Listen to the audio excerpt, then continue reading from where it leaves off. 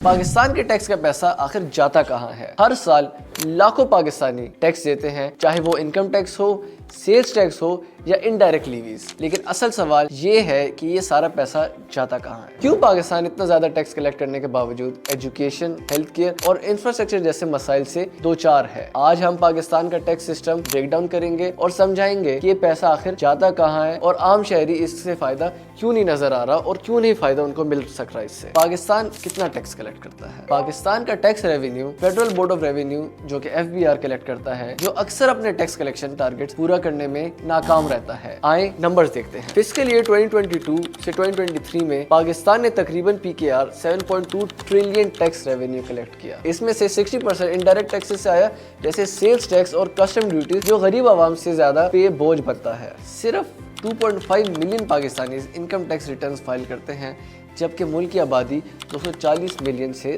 زیادہ کی ہے۔ تو یہ پیسہ جاتا کہاں ہے اور پاکستان کو بار بار فورن لونز کیوں لینے پڑتے ہیں؟ پوائنٹ نمبر 2، آخر یہ پیسہ خرچ کس پر ہو رہا ہے؟ ہر سال حکومت اپنا بجٹ اناؤنس کرتی ہے، جس میں مختلف سیکٹرز کے لیے فنڈز ایلوکیٹ کیے جاتے ہیں۔ اگر ہم بجٹ 2023-2024 کا بریک ڈاؤن دیکھیں تو ڈیٹ سروسنگ میں پاکستان نے PKR 7.3 ٹریلین سے زیادہ خرچ کیا۔ ڈیفنس بجٹ ہمارا 1.8 ٹریلین PKR ہے۔ Civil government expenditure 714 billion rupees ہے۔ پبلک سیکٹر ڈیولپمنٹ کا جو بجٹ ہے وہ ہے PKR 950 بلین۔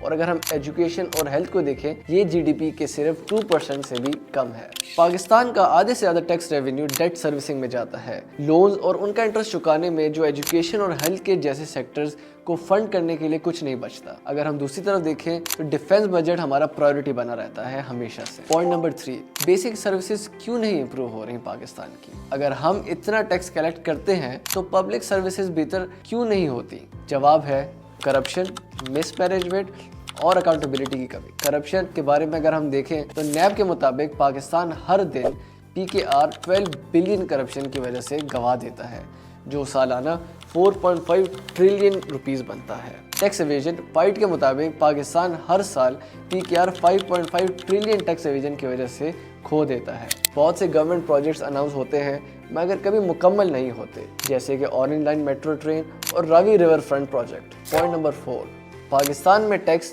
دیتا کون ہے؟ پاکستان کا ٹیکس بیس بہت نیرو ہے۔ یہ ہے بریک ڈاؤن۔ سیلریڈ امپلائیز اور middle class businesses direct tax کا سب سے بڑا حصہ دیتے ہیں۔ Elite land owners, real estate moguls اور پولیٹیکل فگرز بہت ہی کم یا بالکل بھی ٹیکس نہیں دیتے ہمیں۔ ایگریکلچر جیسے سیکٹر اکثر ٹیکس فری ہیں۔ پوائنٹ نمبر 5، FBR اور فائنانس منسٹری نے حال ہی میں کچھ نئے قدم اٹھائے ہیں تاکہ ٹیکس کلیکشن بہتر ہو سکے اور اکانومی کو سٹیبلائز کیا جا سکے۔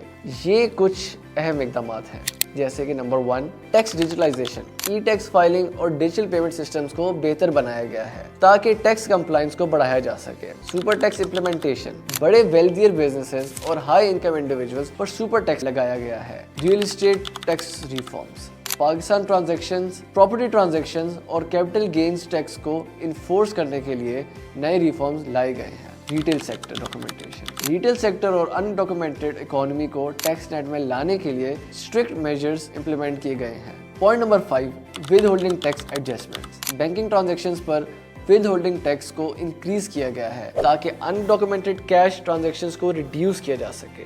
Point number 6، IMF backed economic reforms. Pakistan IMF کے ساتھ ٹیکس سٹرکچر ریفارمز اور سبسڈی ریڈکشن کے لیے کولیبریٹ کر رہا ہے۔ پاکستان کا ٹیکس سسٹم فالٹی ہے۔ جب تک سیریس ریفارمز نہیں ہوں گے، عام آدمی سفر کرتا رہے گا اور ایلیٹ مزہ لیتا رہے گا۔ اصل سوال یہ ہے، کیا پاکستان میں ٹیکس سسٹم سدھار پائے گا یا فورن لونز پر چلنے والا ملک ہی رہ جائے گا؟